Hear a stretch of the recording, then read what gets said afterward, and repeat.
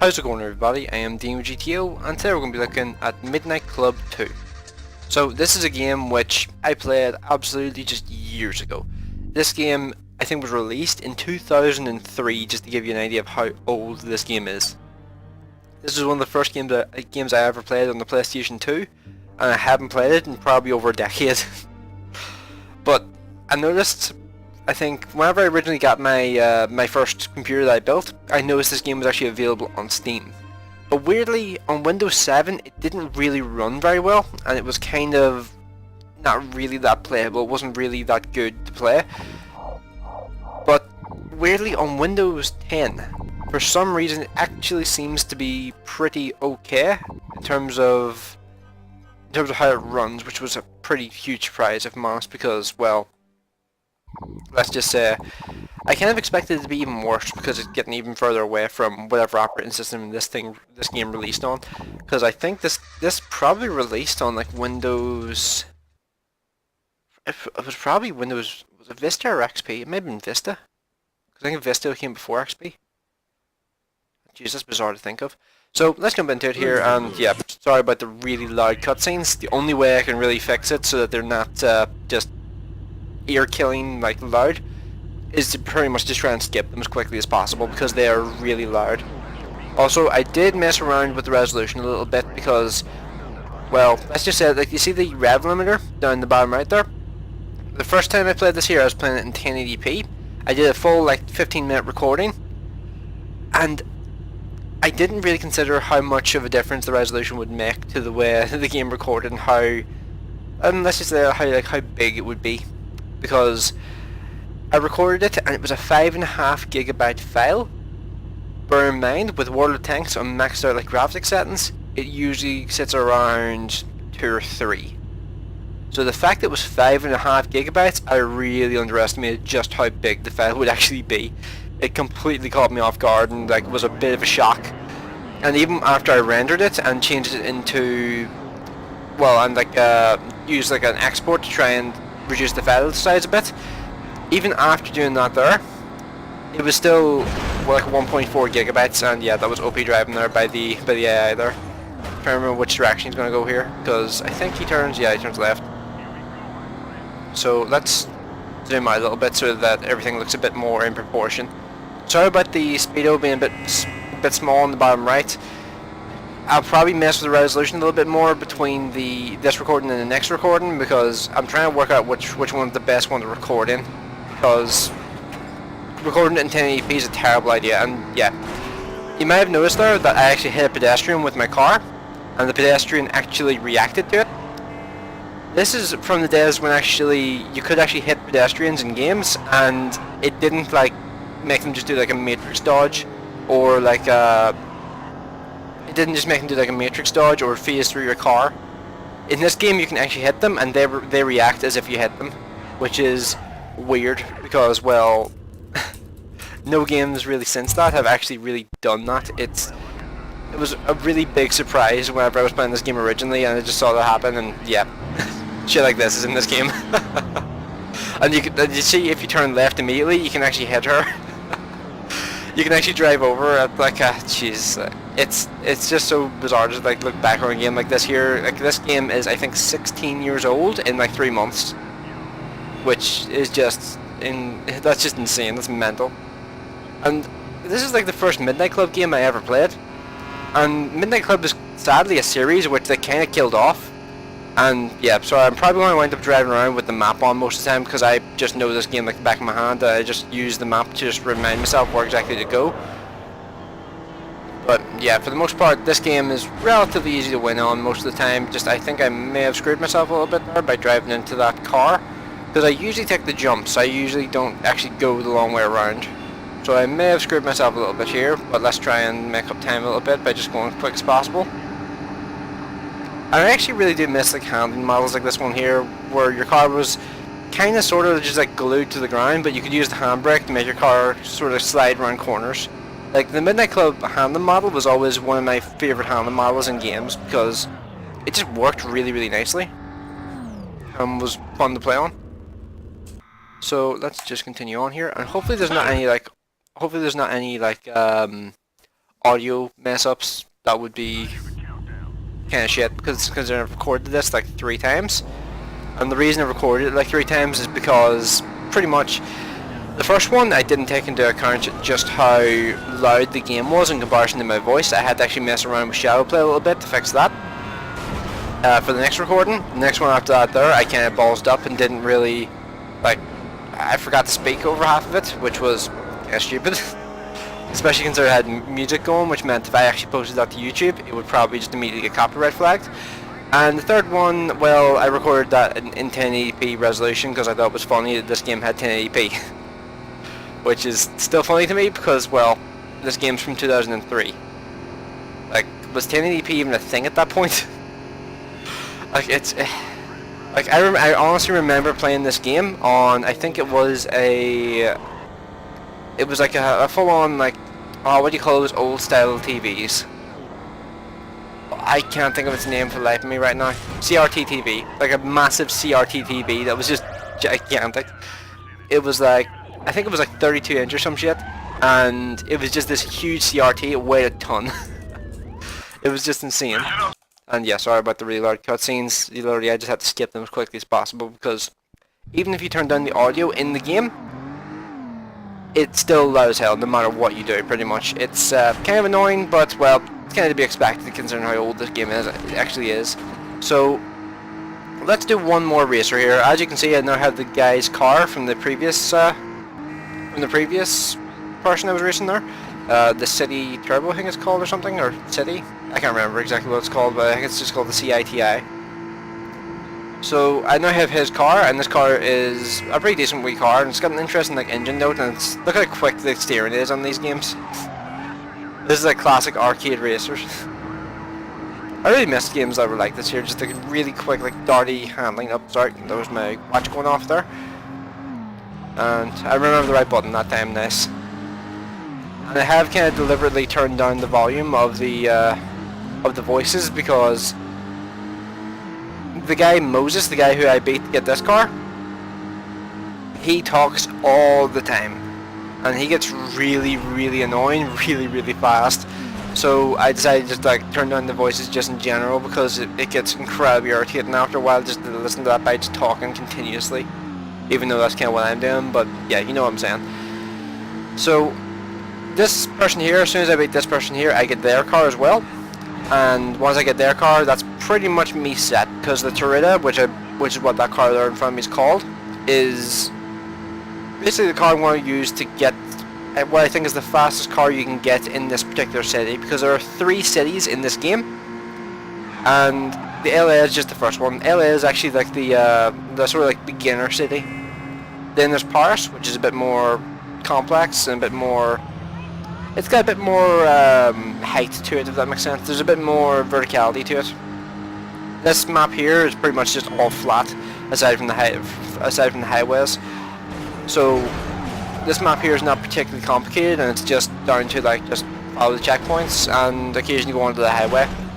But when it comes to Paris, there's like underground routes, there's catacombs and shit like that, and there's like weirdly, there's like skull like walls and shit you can drive into that like have this like really weird texture to them. But we will see that there whenever I finish the LA like side of things. But I remember Tokyo in particular is by far the hardest city to remember because it is just far more complicated than any of the other maps. Like I've also forgotten. So I have no idea what she said there.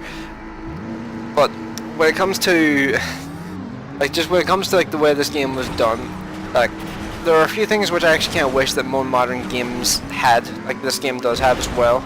Like, just this is like one perfect example here. This race here, you can see that the checkpoints which are on top of the motorway or the highway, whatever you want to call it, they're a blue circle surrounded by like a white sort of ring.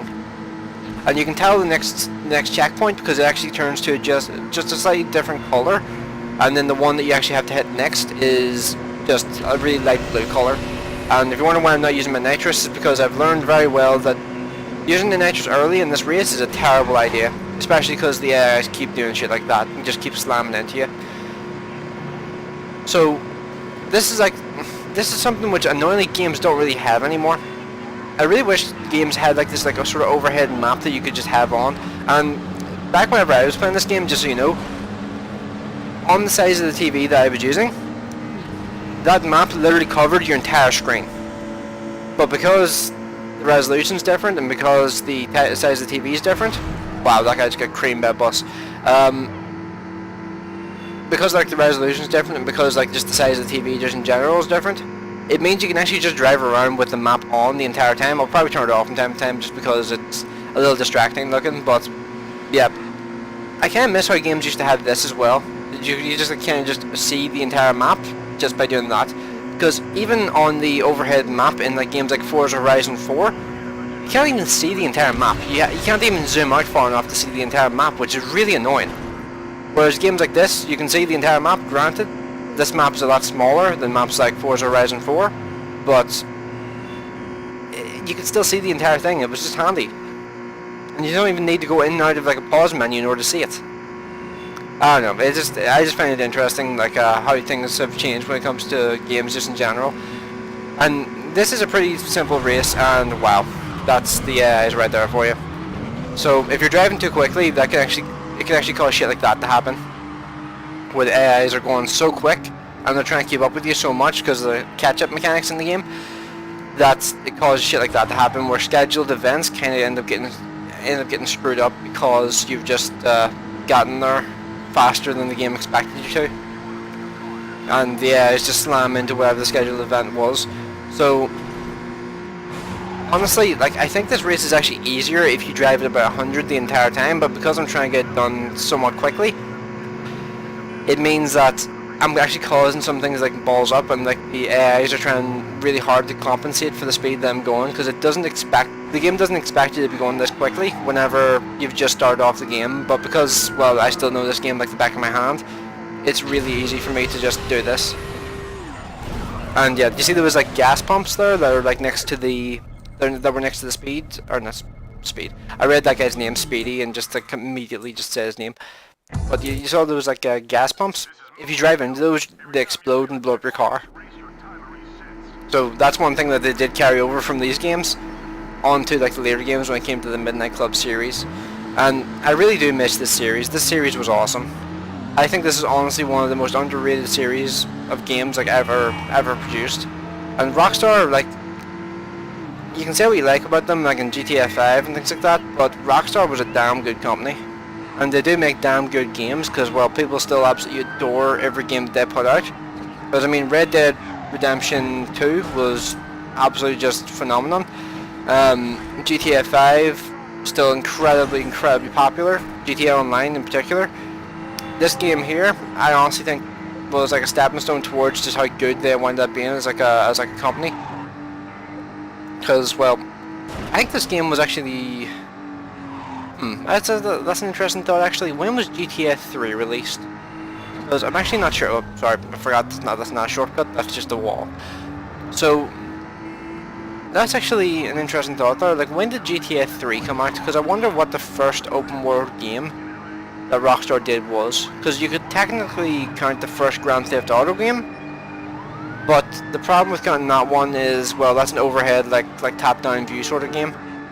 I actually played that once on my Game Boy, and it was awkward, let's just say, whenever you're used to games like this, because it was very difficult to actually tell what was happening. So yeah, I wonder when that was, because I'm actually not sure about the original Midnight Club. I'm not sure if that was an open world game, because if it was, then I think Midnight Club might have been one of the first open world like game series that they actually did. That was like a third person like open world game. Like, it was either the first or the second, I would say, because like Midnight Club series is a really old series. Like, people, it's easy to forget just how old Midnight Club is, and just how like good this series was for the most part. Because one thing that genuinely catches me out every single time that I like play this game, even though I haven't played it in years, one thing that I do remember clearly is just how aggressive the cops actually are in these games. Because the cops in these games, like, other than Grand Theft Auto, or not Grand Theft Auto, I said the wrong thing. other than this game, the cops are nowhere near as aggressive as they are in this game in any of the other Midnight Club games. In Midnight Club 2, the cops are incredibly aggressive, and they're actually really hard to lose whenever you're given a mission where you have to lose the cops. It's actually genuinely difficult to actually lose them. So it's interesting just like how good this game was, and like how well like they actually managed to put the cops together in a game where you only really run away from the cops occasionally. It's not like a common thing that you do in this game.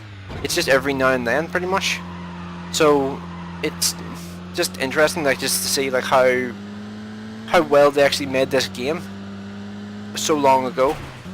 And you can say that the game looks kind of shit, which I would honestly kind of agree with, but well, yeah, especially if you look at the AI cars. The AI like traffic cars look pretty crappy, I'll be honest with you when it comes to that.